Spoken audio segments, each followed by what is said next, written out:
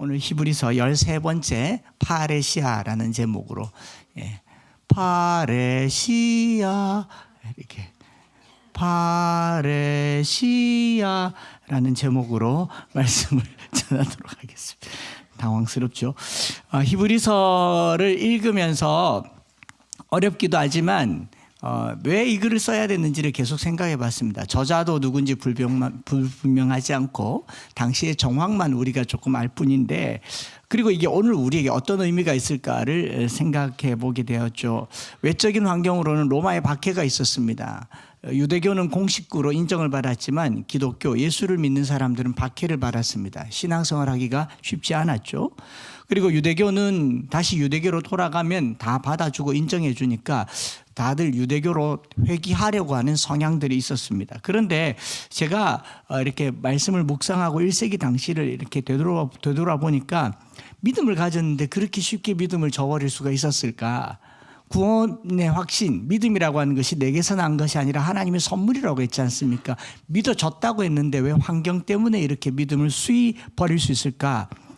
생각을 해보니까 그 당시에도 오늘날 못지않은, 왜냐하면 성령 충만의 역사가 있었고 각종 은사와 능력이 나타났기 때문에 종교적인 열광주의라고 하는 것을 우리가 배제할 수 없겠구나라고 생각하게 되었습니다.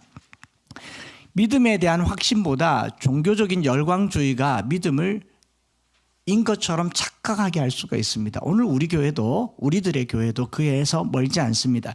예수를 믿기로 했고 예수를 믿고 교회를 세우고 박해가 있었지만 박해를 견뎠습니다. 그리고 교회를 지켜왔었습니다. 1세기 당시에 뚜껑을 열어보니 믿음이 있는지 자기도 모르는 거예요.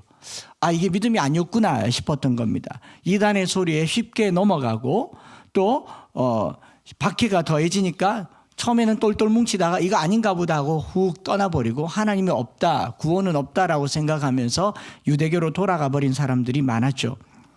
오늘 우리의 신앙생활을 또 비교해 보려고 합니다. 여기서 멀지 않더라는 거죠. 우리 주변에 믿음 좋았던 사람들이 왜 하루아침에 저렇게 나락에 떨어지게 됐고 남들이 보기에도 혀를 찰 만큼 믿음 생활에서 멀어지게 됐을까? 정말 열심이었습니다. 누구보다도 열심이었습니다. 교회를 벌떡벌떡 일으키고 전 재산을 들여서 교회를 세우기도 하고 교회에 끝까지 교회를 지키던 사람들이었습니다. 그런데 예외 없이 무너지고 흔들리고 믿음에서 떠나거나 쇠락해버린 모습들을 우리가 볼 수가 있죠. 또 어떤 사람들은 신앙생활을 오래 하다가도 코로나 이후로 뜸해진 자신의 신앙생활에 대해서 나름 그래도 괜찮다라고 생각하는 자기 확신에 빠져 있는 사람들도 있습니다. 제자훈련도 받았고 성경도 암송하고 구원의 확신도 있다고 얘기합니다. 그러나 왜 확신을 가지고 있는지, 그 확신의 근거가 무엇인지 몇 번만 얘기해 보면은 이 사람 정말 형편없이 약해져 있구나라는 것을 알 수가 있습니다. 이게 왜 그러냐? 그동안 자기가 해왔던 신앙생활을 의지해서 그렇습니다. 공력을 의지해서 그렇습니다. 이걸 요즘 용어로 치면 마일리지 신앙이라고 얘기합니다. 마일리지 많이 쌓아놨다는 거죠. 기도 좀 해놨고 모태신앙이고 우리 어머니 아버지 2대 3대 4대 아버지 목사고 이런 것들이 마일리지가 돼서 나는 좀 괜찮을 것이라는 착각에 빠졌거나, 아니면은 믿음이 불안한 사람들은 종교적인 열광주의로 빠져서 그냥 막 기도하는 거예요. 기도하면 다 된다, 만사형통이다라고 하는 이 기독교인들이 기도하는 거나 절에 가서 비는 거나 대상만 다르지 형태가 똑같이 나타나는 이 현상들에 대해서 이게 이렇지 않다라는 것을 믿음이라고 하는 단 두 글자로 히브리서가 소개해 주고 있는 것입니다. 구약시대 때요, 이스라엘 백성들 구원의 확신 나름 확실했습니다. 애굽 땅에서 하나님께서 그들을 구원해냈고 택하신 백성으로 가나안 땅에 살게 하셨고 거기서 성전을 짓고 이 성전에서 영원히 살 줄 알았어요. 그런데 하루아침에 BC 587년에 성전이 와라락 무너지면서 그들의 땅은 바벨론에게 점령되었고 하나님의 백성이라고 하는 신분은 바벨론의 포로로 전락해버렸고 하나님의 성전은 없어져 버렸을 때 그들이 믿던 모든 것은 싹 다 날아가 버렸습니다. 그래서 바벨론 강가에서 한편으로는 신앙이 회복되기도 했죠. 근데 이 회복된 신앙들이 자칫 잘못되어서 열광주의로 빠져버린 겁니다. 이렇게 열광주의로 빠져버린 신앙이 1세기에 바리새파가 된 겁니다. 왜 그랬느냐? 우리나라가 망한 이유가 신앙생활 똑바로 안 해서 그렇다. 우리나라가 망한 이유가, 말은 맞는 말이에요. 우리가 망한 이유가 말씀을 안 붙들어서 그렇다. 그래서 바리새인들이 말씀 토라의 율법을 붙들고 613가지의 규례를 만들어서 하라와 말라의 규례를 가지고 철저하게 지켰어요. 왜? 망하지 않으려고. 지금도 이스라엘 백성들이 아침 저녁으로 쉐마의 교육을 하는 것은 긍정적으로는 신앙 교육으로 좋다고 하지만 뚜껑을 열어놓고 보면 믿음이 아니라 불안함과 두려움이죠. 다시는 나라 잃어버리지 말자인 겁니다. 오늘날 우리 한국 사회에서 정치계의 보수를 얘기하는 원로분들 중에 상당수는 다시는 공산주의가 이 땅을 밟게 하지 말자라는 그 공포감에 더더욱 보수가 될 수밖에 없는 겁니다. 여러분, 이 나라가 구원받은 게 자유민주주의를 수호해서입니까? 하나님께서 우리를 지켜주셔서입니까? 이 나라가 자유 독립을 얻어서 8월 15일 날 독립을 선언하게 된 것이 물론 독립운동가들의 이 투쟁과 싸움이 있었기 때문이기도 하지만 결정적으로 우리의 노력이었습니까? 하나님의 은혜였습니까? 2차 대전에 패전하지 않았더라면 우리는 아직도 오늘날 일본어를 쓰고 있었을 만한 백성이 우리잖아요. 우리를 구원하신 구원이 하나님의 은혜였는데 유대인들이 자기가 구원받은 것이 하나님의 은혜였는데 망하고 나서 이 은혜를 저버리고 행위로 바뀌어버린 거죠. 그래서 율법을 열심히 파헤친 겁니다. 율법주의로 돌아선 거죠. 절기를 지키고 그리고 제도를 지키고 안식일을 지키고 이 모든 것들이 고난 앞에서 나타난 종교적 열정이었다라는 겁니다. 오늘 우리 신앙생활이요, 어려우면 기도 더 열심히 합니다. 병들면요 기도할 수밖에 없어요. 조금 더 본질적으로 보자라는 겁니다. 여러분 언제 신앙생활 열심히 하세요? 편안할 때? 사업 잘 될 때? 사업 잘 될 때는 좀 하죠. 보상 차원에서라도 감사헌금도 하고 11조도 하고. 그러나 더 열심히 할 때는요, 집에 일 났을 때요, 새벽기도 생전 안 나오던 사람이 새벽기도 나오면 그날 아침에 반드시 전화해 줘야 됩니다. 뭔 일입니까? 이렇게 물어야 돼요. 근데 어떨 때는 그냥요, 그런데 그게 그냥으로 안 들려요. 뭐가 있을 거다. 부부싸움을 했든지 자식이 속썩이든지. 이게 우리 본질이잖아요. 이건 종교생활입니다. 히브리서가 말한 믿음은 그런 게 아니에요. 유대주의로 회개하는 히브리서 당시의 사람들이 바로 이것이었습니다. 고난이 닥치니까 종교적 열정주의로 되돌아가고 그런 열정을 제일 많이 보이는 집단이 유대주의였습니다. 유대교였다라는 거죠. 유대인들이 애굽에 종되었을 때 기도해서 해방됐습니까? 바벨론 포로로 잡혀갔을 때 기도해서 포로에서 귀환됐습니까? 아니잖아요. 하나님께서 그들의 부르짖는 소리를 들었지만 그들의 탄식 소리를 들으시고 모세를 통해서 고레스를 통해서 애굽에서 돌이키시고 바벨론에서 돌이키셨죠. 이건 하나님의 은혜입니다. 기독교 신앙의 가장 본질은 내가 뭘 열심히 하고 내가 뭘 열심히 애를 써서 그 대가를 받는 신앙이 아니라 전적으로 하나님의 은혜가 있어야 사는 게 기독교 신앙입니다. 이거를 잊어버리면 하나님의 은혜의 보좌 앞에 담대히 나아갈 수가 없어요. 우리가 담대히 나아갈 때 조건 걸고 거래하듯이 나갈 수 없다라는 겁니다. 이런 신앙생활을 교정하는 것이 히브리서의 내용입니다. 여러분 미안한데요, 뭐 목사로서 이런 말 해서 될지 모르겠지만 기도하면 다 들어주십니까?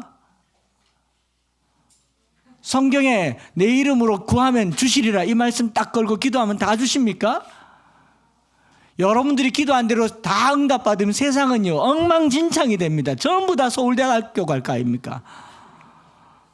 하나님은 우리 기도한 대로 안 들어주세요. 오죽하면 예수님이 밤새 기도했는데 안 들어주시잖아요. 그러니까 예수님이 밤새 기도하다가 지쳐가지고 당신 마음대로 하세요, 이걸 성경적으로 번역한 게 아버지의 뜻대로 되기를 원하나이다. 아니겠습니까? 여러분, 내 뜻대로 되면 그분은 하나님이 아니에요. 하나님은 하나님의 뜻을 이루시는 분이세요. 그러니까 내 고집 가지고 기도하지 마시라고요.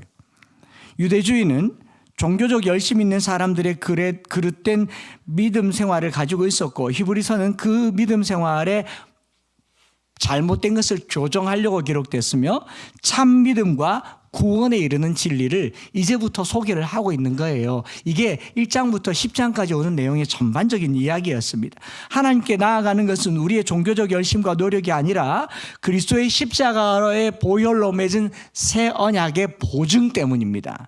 예수님이 보증 섰는데 이 보증이 너무 확실하고 확고하기 때문에 우리의 연약함에도 불구하고 하나님께 거저 나갈 수 있게 됐다, 이 말이에요. 그게 은혜인 거죠.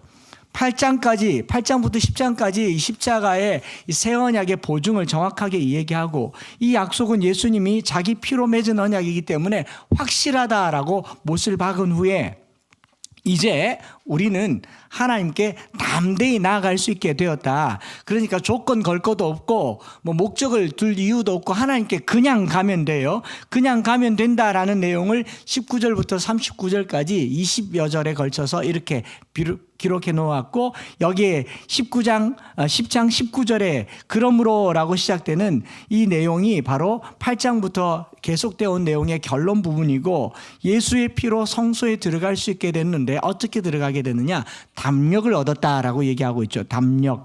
이 담력이란 말이 오늘 말씀의 제목 파레시아입니다. 파레시아. 헬라말로 파레시아. 오늘의 제목이기도 한 이 파레시아라는 말은 담대함, 용기, 확신, 오늘 우리말로는 그렇게 번역이 되지만 제가 사전을 조금 더 깊게 찾아봤습니다. 성소의 이미지를 잘 가지고 있는 유대인들에게 이 파레시아라고 하는 단어는요, 이 놀라운 개념이에요. 당시에 신분에 따라서 출입에 제한이 있던 곳이 많았죠. 요즘은 웬만한 데는 다 가지만 그 당시에는요, 종이 갈 수 있는 데가 제한되어 있었고 자유민은 어디든 다 갈 수 있었던 그런 것이 있었잖아요. 성막 시절부터 성전 시대에 이르기까지 당장 성전이든지 성막이든지 한번 생각해 보세요. 레위 제사장들이 성전이나 성막을 딱 지키고 있습니다. 아무나 접근할 수가 없어요. 이방인과 여인들은 가까이 갈 수도 없고 이방인의 뜰이나 여인의 뜰까지만 가지 그 안에는 들어갈 수가 없습니다. 유대인도 남자만 들어갈 수 있습니다. 이런 공간의 제약 사항은 지금도 마찬가지예요. 이스라엘 성지순례 가보면 통곡의 벽에요, 여성분들 이쪽으로 담벼락 쳐놓은 이쪽에는 아무도 못 들어갑니다. 저쪽으로 돌아가서 이 담벼락 너머로서 통곡의 벽에서 그 성인식 하는 것을, 자기 아들 성인식인데 담벼락 너머로 이렇게 볼 수밖에 없습니다. 지금도 남자와 여자가 구별되어 있습니다. 뭐 우리나라도 남반 여반이 구별되어 있었잖아요. 우리 한국교회가. 그렇죠? 신분에 따라서, 성별에 따라서, 지위에 따라서 앉는 자리가 정해져 있었어요. 당회 자리가 여기 있었지 않습니까? 성갈의 자리가 여기 있었고, 하물며 2000년 전에 파레시아라는 말은 이제 이 모든 벽이 허물어져서 어디든 갈 수 있게 되었다라는 그런 의미인 것이죠. 성소의 휘장을 찢으시고 지성소로 들어갈 담력을 얻었다. 이 파레시아라는 말을 TDNT 신약 사전에 찾아보니까 헬레니즘 문화에서 파레시아라는 표현은요, 시민권을 가진 사람이 어떤 말을 할 권리가 주어졌다라는 의미이기도 하고, 발언권을 가졌다, 시민권을 가졌다. 그 결과로 어떤 말이든지 내가 제재 없이 할 수 있고 또 어떤 장소든지 규제 없이 들어갈 수 있게 된 상태를 파레시아라고 얘기합니다. 1세기 당시 파레시아라는 표현은 더 이상 종이 아니다, 자유민이다라는 의미예요. 그래서 이 단어를 딱 꺼내는 순간 유대인들은 뭘 생각하냐면요, 애굽의 종되었던 집에서 우리가 자유를 얻었다라는 것을 생각하거나 바벨론 포로에서 자유를 얻었다라고 생각을 하게 되는 것이죠.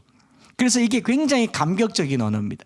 이걸 파레시아를 70인역 헬라어로 번역한 구약 성경에 나오는 곳이 어디냐면 레위기 26장 13절에 나와요. 레위기 26장 13절에 보면 나는 너희를 애굽 땅에서 인도하여 내어 그들에게 종된 것을 면하게 한 너희의 하나님 여호와니라. 내가 너희의 멍에의 빗장을 부수고 너희를 바로 서서 걷게 하였느니라. 여기 바로 서서 걷다를 파레시아라고 얘기합니다. 당당하게 걸어 다니게 되었다, 이 말인 거죠. 기부스가 풀어졌다, 묶여있던 것이 풀렸다라는 게 파레시아라는 거죠. 이렇게 담력을 얻었다고 선언하고 35절에 가보면 그러므로 너희는 담대함을 버리지 말라. 19절에 담력을 얻었다, 35절에 담대함을 잃어버리지 말라, 담대함을 버리지 말라라고 양쪽에, 여기도 담대함도 파레시아인데 문단에 처음과 끝에 동시에 이렇게 쓰는 이 유대인들이 글쓰기 방법을 뭐라고 얘기하냐면 인클루지오라고 얘기하는데, 영어로는 인클루지오라고 하고 한국말로는 양괄식이라고 얘기합니다. 국어 공부하신 분들 좀 알죠? 어떤 주제를 제일 첫 문단에 집어넣으면 두괄식, 그런 그 주제를 따라서 계속 설명하는 거고, 미괄식이라고 해서 마지막에 주제를 두고 기승전결 소설 쓰듯이 몰아가는 것을 미괄식이라고 하고, 주제를 앞에 두고 뒤에 두는 것은 이것이 중요하다라고 말하고 설명한 다음에 그래서 결론은 이것이다라고 말하는 것, 이걸 양괄식이라고 얘기하잖아요. 주로 논문과 같은 것들을 이렇게 씁니다. 그래서 이 인클루지오의 글쓰기 방법은 유대인 글쓰기의 전형적인 방법인데, 즉 히브리서 10장 19절부터 39절은요, 우리가 파레시아를 얻었으니 자유롭게 하나님께 나아가자. 어떤 일 때문에, 일 터져서, 사고 터져서, 아파서, 병들어서, 가난해서, 사업 때문에가 아니고 언제든지 하나님께 나아가자라고 하는 것이 이 전체의 주제예요. 우리가 하나님께 언제든지 나아올 수 있음을 감사하시기 바랍니다. 이게 내용이고, 그리고 그 중간에 있는 내용은 담대히 나아가는데 어떤 방법으로 나아갈 것인지에 대한 구체적인 설명인 것이죠. 그래서 그 중간에 있는 내용은 이렇게 하나님 은혜로 자유롭게 담대하게 나아가게 됐으니 몇 가지 기억해야 될 것과 생각해야 될 것을 이렇게 주지사항으로 주는 거예요. 마치 구약 이스라엘 백성들이 출애굽한 후에 광야에서 자유민이 되었지만 하나님과 동행하는 광야의 삶을 살았지만 성막을 짓고 성막에 나아갈 때에 하나님이 그들 속에 있지만 좀 더 가까이 나아갈 때 주의사항이 있었어요.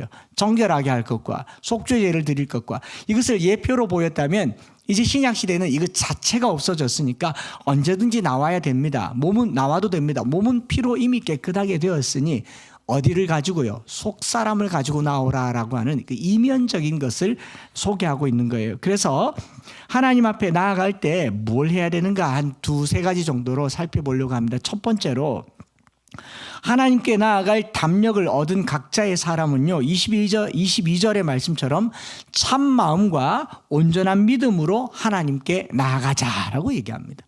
이제는 짐승을 잡아 나아갈 필요는 없어요. 이제는 자기를 깨끗하게 몸을 씻어서 나아가지는 않아요. 또 1년에 한 번 대제사장처럼 하나님께 나아가지 않습니다. 이제는 언제든지 하나님께 나아가는데 어떤 걸로요? 참 마음과 온전한 믿음으로. 구약의 제사는 몸을 씻어 정결하게 하는 정도였지만 그리스도의 피로 우리의 양심에까지 온전함을 입었으니 참 마음과 온전한 믿음으로. 히브리서 10장 22절에 우리가 마음의 뿌림을 받아 악한 양심으로부터 벗어나고 몸은 맑은 불로 씻음을 받았으니 참 마음과 온전한 믿음으로 하나님께 나아가자, 이렇게 말하고 있습니다. 여러분, 우리가 하나님께 가까이 나아갈 때 거리끼는 것은, 가까이 나아가면서도 늘 미안하고 늘 불편하고, 난 이래서는 안 됩니다. 또 내가 이렇게 살아가, 난 지은 죄가 많아서 하나님께 못 나아갑니다. 그럼 누구한테 나아가면 그걸 해결할 수 있을까요? 나는 술을 마시기 때문에, 담배를 피우기 때문에 하나님께 못 나아가면, 그럼 어디 가면 그걸 끊을 수 있을까요? 그렇지 않습니까? 하나님께 나아갈 때 우리가 스스로 거리끼는 것은요, 죄 용서하시는 하나님을 믿지 못하기 때문에. 이게 믿음, 참 마음과 온전한 믿음, 결국 하나님께 못 나오는 이유가 믿음 없음이라는 거라고. 이게 믿음을 검증하는 하나예요. 하나님께 담대히 나올 수 있느냐 없느냐가 믿음의 시금석이 되는 거죠. 여러분, 부모님들이 절대 알면 안 되는 비밀 있죠? 이것만은 알면 안 되는 비밀 있죠? 왜 비밀이어야 할까요? 경을 칠 일이기 때문에 그렇잖아요. 웃으시는 분들은 없는 것처럼 말하는데 누구에게도 말 못할 비밀이 있죠. 왜 말 못하느냐? 이거 말해서 수용이 안 될 것 같으니까 못하잖아요. 참 마음과 온전한 믿음이라고 하는 말은 무슨 말이든 무슨 일이든 무슨 상황이든 하나님께는 된다. 이게 믿음이에요. 여러분, 사람에게는 못할 말이어도 하나님께는 된다. 이게 참 마음과 온전한 믿음이라고요. 내가 떳떳해서가 아니에요. 하나님이 자비로워서입니다. 하나님의 은혜가 풍성하시기 때문이에요. 사람은 용서하지 못해도 하나님이 용서하신다라는 말은 바로 그런 의미입니다. 물론 사법적이거나 세상의 법 질서는 다 지켜야 되지만 하나님 앞에 나아가는 순간만큼은 그 모든 것은 사함을 받습니다. 우리가 죄를 끊임없이 짓는 이유도요, 하나님이 죄를 용서하시는 분이라는 믿음이 없어서 죄를 짓는 겁니다. 제가 이게 비근한 예일지 모르겠습니다만은 이해가 되면은 그렇게 받으셔도 되고요. 우리 아버지가 수천억 자산가예요. 수천억 자산가고 얼마든지 내가 돈을 달라고 하면 주실 분인데, 자꾸 돈 달라고 하니까 미안해서 아버지한테 돈을 안 빌리고 사채업자에게 자꾸 돈을 빌려 쓰는 거예요. 왜? 미안해서. 아버지를 못 믿는 거 아닙니까? 혼날까 봐 못 믿는 거잖아요. 우리가 죄를 계속 짓는 이유는 용서해 주신 하나님을 온전하게 믿지 못하기 때문에 죄를 계속 짓는 거예요. 여러분, 아버지한테 얻어 터질지라도 사채는 쓰면 안 되잖아요. 그리고 부모님이 신용이 더 좋아요? 내가 좋아요? 얻어 터져도 부모님한테 가서 얻어 터져야 되는데 계속 엉뚱한 데 가다가 대형 사고를 터뜨리면 그걸로 온 가족이 고통을 당하는 게 이게 오늘 사회 현실이잖아요. 그래서 우리 부모님들에게도 요청하는 게 있어요. 자식들이 웬만큼 죄 지으면요, 좀 용서하세요. 자식이 비밀이 많다라는 것은 내가 용서를 덜 한다라는 말이에요. 자식이 내게 숨기는 게 많다라는 말은 이런 것들은 절대로 우리 엄마 아빠한테는 씨알도 안 먹힌 일이다. 그래서 숨기는 겁니다. 눈에 흙이 들어갈 때까지 숨기는 거예요. 아니면 놓든지. 믿음이에요. 하나님께 나오시기 바랍니다. 값 없이 돈 없이 와서 포도주와 젖을 사라고 그랬어요. 우리 하나님 앞에 나오는 참 믿음과 온전한 마음은 하나님만은 다 들어주신다는 이 믿음이 참 믿음이고 온전한 믿음이에요. 안 들어주신다가 아니에요. 반드시 들어주세요. 제가 아까 안 들어주신다고 그랬는데 뭘 들어주시느냐? 내 마음을, 내 상황을 다 수용하신다. 거절하시는 게 아니에요. 여러분, 하나님이 거절하신다고 기도를 안 하는 사람이 있습니까? 기도는 해요. 내 뜻대로 되지 않을지라도 기도는 한다고 해요. 그게 뭐냐면요, 하나님께 드리는 참 마음과 온전한 믿음입니다. 우리 2023년도 기도 생활이 이랬으면 좋겠어요. 일 터져서 하나님 찾지 말고, 아파서 하나님 찾지 말고, 언제든지 좋아서, 보고 싶어서, 기뻐서, 교회가 좋아서, 예배가 좋아서, 기도가 좋아서 그렇게 하나님 찾아 나섰으면 좋겠습니다. 새벽 기도를 이렇게 해보면요, 일반 성도들도 새벽 기도를 엄청 좋아하고 삶의 하나의 패턴으로 늘 새벽에 교회를 찾는데 그런 말을 들었어요. 새벽에 교회 가는데 문 닫았더라고요. 그래서 성도들이 없으니까 문을 닫았겠죠. 그랬더니 성도가 없으면 목사님 기도 안 하냐고. 가슴이 쩍 내려앉았어요. 다행히 한 명이라도 새벽에, 두 명이라도 새벽에, 몇 명이라도 새벽에 있어서 제가 새벽 기도를 왔는데 아마 저도 어쩌면 그랬을지도 모르겠다 싶더라고요. 굉장히 반성이 됐습니다. 여러분, 하나님을 찾는데 성도가 있어서 하나님께 나오고 설교를 해야 되기 때문에 목회를 하고 이런 게 목사가 성도보다 훨씬 더 형편없다라는 걸 깨닫게 된 거죠.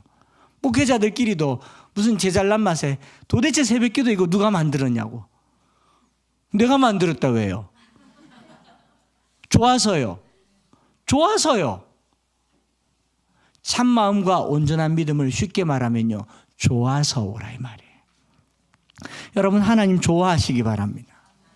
부담 갖고 목적 갖고 하나님과 사업하듯이 거래하듯이 어떤 부처님께 뭐 얻어내듯이 그렇게 하나님께 오지 말고 하나님 그냥 좋은 분이지 않습니까?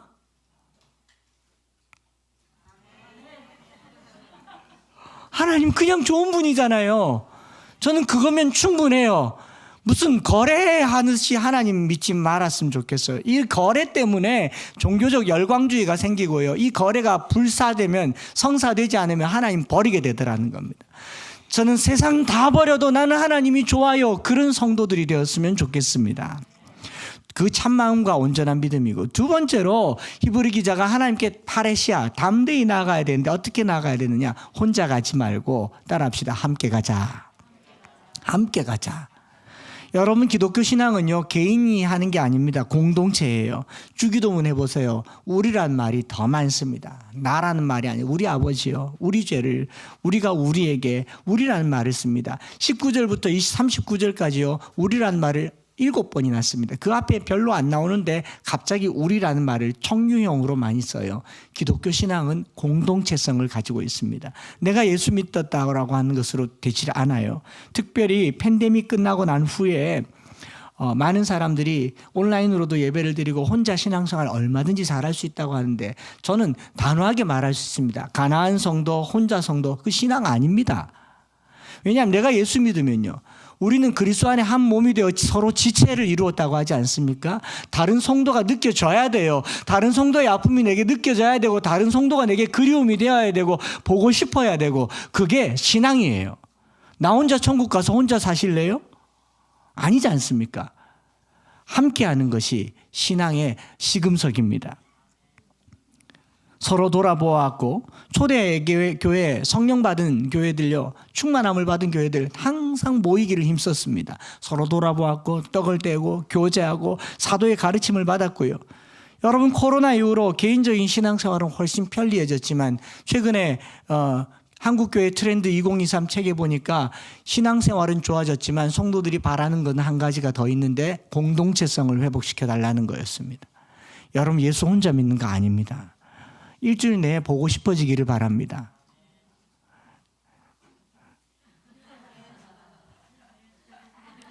네. 모이기를 히브리서 10장 24절부터 25절에 이렇게 돼 있잖아요.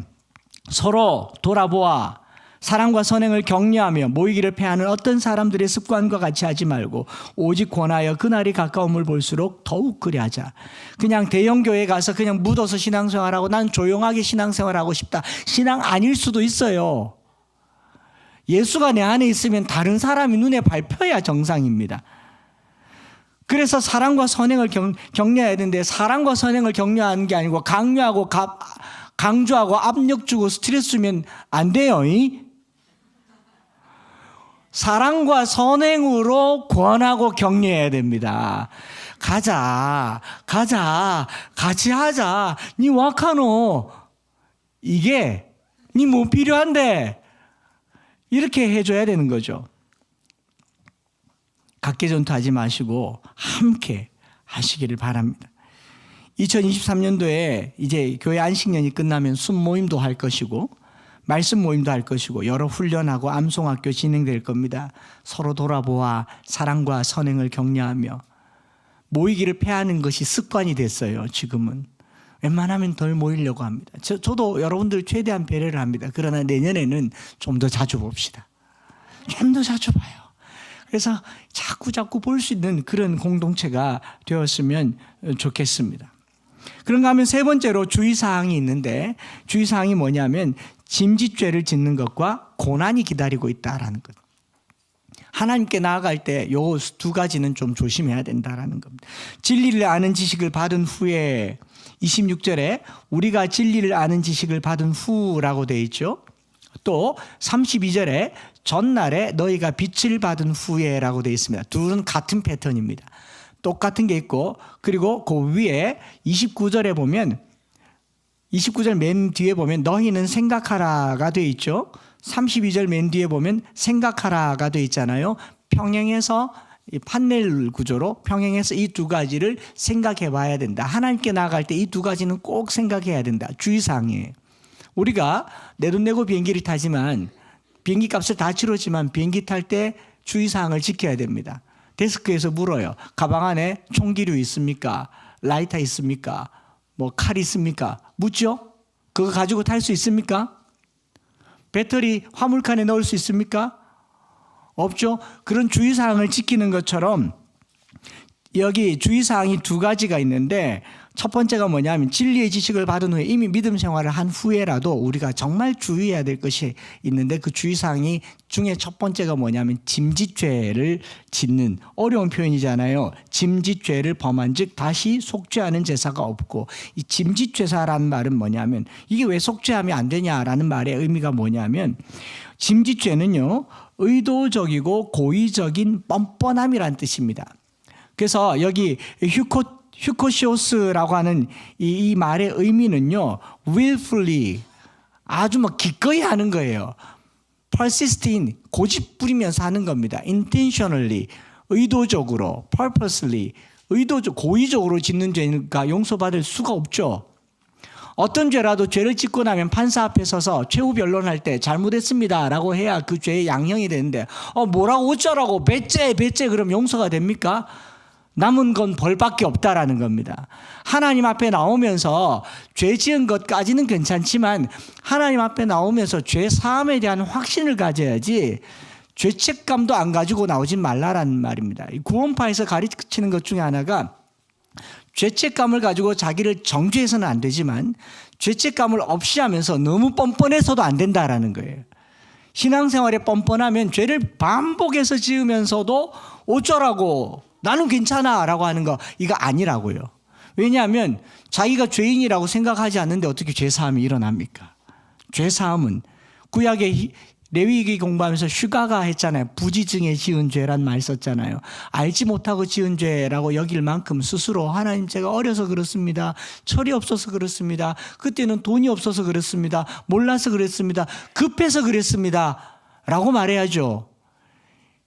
여러분 화장실에 갈 때도 급해서 미처 옷 다 풀기 전에 옷 베리는 경우는 용서받는데 화장실에 가지도 않고 막 그냥 병원 가셔야 됩니다. 이런 것을 짐짓죄라고 얘기합니다. 짐짓죄. 제가 이걸 보고 무슨 생각을 했냐면요. 2주 전에 우리 남전도에서 여기 사격장에 가서 뭐 총 쏘는 거 하자고 그래서 안 가려고 했는데 짝을 좀 맞춰볼까 해서 갔는데 좀 나이 드신 분들이랑 젊은 전도회랑 이렇게 편 먹고 총싸움을 했어요. 전투력 상승을 위해서. 그 가니까 이렇게 무슨 비비탄 총 같은 걸로 이렇게 해가지고 몸에 맞으면 전자장치가 돼 있어서 내가 몸에 여기 가슴팍에 총을 딱 맞으면 더 이상 총이 안 쏘아져서 죽은 거죠. 죽으면 얼른 본부로 돌아가서 리셋 버튼을 탁 누르고 그것도 왼손으로 딱 누르면 이게 다시 부활해가지고 이렇게 다시 계속 총 싸움을 할 수 있는데 제가 그날 10번 넘게 부활했습니다. 부활하면서 큰 은혜를 받았어요. 제가 총을 맞았으면 반드시 돌아가서 눌러야 돼요. 예? 그 누를 때 내가 죽었다는 사실을 인정해야지 안 누르면요. 암만 총 쏴도 안 나가요. 이 장치가 안 나. 이 가봐야 되는데 이거. 그랬더니 남전도에서 여전도회랑 같이 한번 가자 그랬는데 그러니까 어떤 분이 그러더라고. 우리는 여전도회원들 데리고 오면 안 된다고 그래요. 왜냐하면 이겨도 혼나고 저도 혼나고 지면 그것도 못하나 그러고 이기면 안 봐주냐고 그러고 그래서 안 데려가기로 했습니다. 근데 내가 총을 맞았어요. 내가 총을 맞았으면 하나님께 나아가서 버튼을 눌러야죠. 십자가를 잡아야죠. 근데 십자가를 안 잡고 당당하게 어쩔래? 이걸 짐짓죄라고 얘기하는 거예요. 이해되시죠? 잘못했으면 어떻게 해야 돼요? 돌아와야 돼요. 그리고 하나님께 십자가를 붙들어야 돼요. 그걸 잡아야 해결되는데 안 잡는 게 짐짓죄라고요. 안 잡는 게 짐짓죄라고요. 뻔뻔한 거. 이해가 되시죠? 담대히는 나아가지만 뻔뻔함으로 가지 말고요. 십자가를 꼭 붙으시기 바랍니다. 그 다음에 또 같은 맥락에서 주의사항으로 32절에 빛을 받은 후에 전날에 너희가 빛을 받은 후에 고난의 큰 싸움을 견뎌낸 것을 생각하라. 여러분 예수 믿어도 고난이 있습니다. 이거 주의사항으로 넣어줘요. 약 먹으면 부작용 알려주죠. 이 약 먹으면 두통이 있을 수 있습니다. 두드러기가 있을 수 있습니다. 부작용으로 그러나 심하지 않습니다. 하루 지나면 괜찮습니다. 그러면 견뎌요. 이상하게 생각하지 않습니다. 여러분 예수 믿는 거요. 고난이 있습니다. 제가 장담할게요. 가난도 있습니다. 확실합니다. 질병도 있어요. 예수 믿는다고 만사형통 아니에요. 하나님께 담대히 나아가는 길이 평탄하지만 애굽에서 나와서 가나안으로 가는 길이 평탄하지만은 않았어요. 고난이 있고 광야 생활에 물도 없고 불뱀도 있고 적군들도 있고 도적대들도 있었습니다. 우리가 매일같이 주님 앞에 나오는 거 안 쉽습니다. 피곤하고 화나고 가난하고 지치고 고난의 큰 싸움이 있으니 견뎌라. 믿음은 인내를 필요로 한다라는 겁니다. 말씀 마칩니다. 믿음을 가진 자는요, 하나님 앞에 담대히 나아간 파레시아가 열렸습니다. 파레시아 구약시대 때는 1년에 한 번 대제사장 통해서 짐승의 피로 나가지만 이제는 우리 모두가 갈 수 있어요. 그런데 여기 갈 때요, 이제 참마음과 온전한 믿음으로 가시기 바랍니다. 좋은 마음으로 가세요. 저희 교회에서 예전에 자주 했던 말이 있죠. 친정 가듯이 교회 다니시기 바랍니다. 친정은 몇 달에 한 번씩 와도 교회 친정 갈 때는 좋아요, 안 좋아요? 시댁 갈 때는요, 매일 같이 가도 부담스러워요. 가면서 어머님 자주 올게요. 마음에 없는 소리를 하고 와야 돼요. 근데 친정 갈 때는 어쩌다가 한 번씩 가도 엄마 또 올게 그러고 한참 못 와도요. 마음에는 항상 친정이 있습니다. 친정은 항상 좋은 곳이잖아요. 우리 중고등학생들 공부할 때요, 게임하듯이 하시기 바랍니다. 여기서 아멘 하십니까? 게임하면 기분이 어때요? 좋잖아요. 축구하듯이, 농구하듯이, 야구하듯이, 야구장 가듯이 학원 가시기 바랍니다. 이게 참마음과 온전한 믿음이에요. 공부하면서 언제 시험 끝나, 언제 시험 끝나, 죽을 때까지 해야 돼요. 참마음과 온전한 믿음. 좋게 하시라, 좋게. 신앙생활요, 좋아서 하셔야 됩니다. 제가 누누이 강조하시지만 안 좋으면 내일부터라도 오지 마세요. 적어도 우리 교회는 오지 마세요. 저는 엠마오 교회 다니는 사람들이 다 교회가 좋고 목사님이 좋고 특히나 성도가 좋고 이웃이 좋고 좋은 게 좋은 거다. 이게 사랑과 선행을 격려하면서 함께 가는 겁니다. 함께 가는 거. 그리고 여기 제가 우리 교회 최근에 보니까 젊은 집사님들이 자주 만나서 밥도 먹고 주일 오후에 이 집에도 가고 저 집에도 가고 애도 맡기고 또는 남편에게 맡기고 여사들끼리 차 마시러 가고 또 여인들에게 맡기고 남자들끼리 총 쏘러 가고 너무 좋더라고요. 그러나 그 끝은 하나님께로 나가시기 바랍니다. 그래서 제가 하나 제안을 하고 마치려고 해요. 예전에 우리 여운학 장로님께서 어떤 모임이든지 모임을 마치고 헤어질 때 꼭 이거 하셨어요. 손을 다 잡고 둘로 손을 잡고 한마디씩 기도를 하고 장로님이 마무리 기도하고 그 모임은 항상 파했습니다. 이 건물 지어질 때 장로님 여러 차례 오셔서 제 손 꼭 잡고 한 목사 한마디 기도하고 우리 장로님 한마디 기도하고 그게 문득 생각나더라고요. 서로 권하여 격려하여 마지막에는 꼭 손잡고 기도하고 마치는 모임이면 엠마오 모임입니다. 2023년도에 그리 하시자고요. 아멘. 그걸 권하면서요, 예수 믿어도 여러분 고난의 큰 전쟁이 있습니다. 각오하고 예수 믿은 거 아닙니까? 만사형통만 바란 건 아니죠. 11장에 그 고난을 겪은 사람들의 드라마가 가득해요. 여러분, 어떤 드라마가 밋밋하고 처음부터 끝까지 내용이 다 같으면요, 시청률 뚝 떨어집니다. 고난이 있고 반전이 있고 막 이게 생각지 못했던 이 뭐가 있어야 시청률이 막 올라가지 않습니까? 부잣집 막내 아들 같은 최고의 시청률이잖아요. 내 마음에는 오장육부 말고 욕심이 있고 뭐가 있고 다 있대요. 우리 인생에 하나님께서요, 천국 드라마에 최고의 시청률 찍으려고 가끔 가다가 고난을 주신 겁니다. 반전을 주신 거예요. 그러니 뭐 해라? 참으세요. 반드시 승리합니다. 다음 주부터 히브리서 11장 이 반전의 이야기를 한번 드라마로 살펴보기를 바라면서 우리 찬양을 드렸으면 좋겠습니다. 여러분, 어떤 고난 가운데서도 주님이 날 붙드십니다. 영원한 피난처 되시고요, 깊어진 한숨 속에도 변함없이 우리를 일으키시는 분이 하나님이세요. 내가 아니라 하나님이세요. 내 능력이 아니라 하나님이세요. 하나님을 꼭 붙드시기를 축복합니다.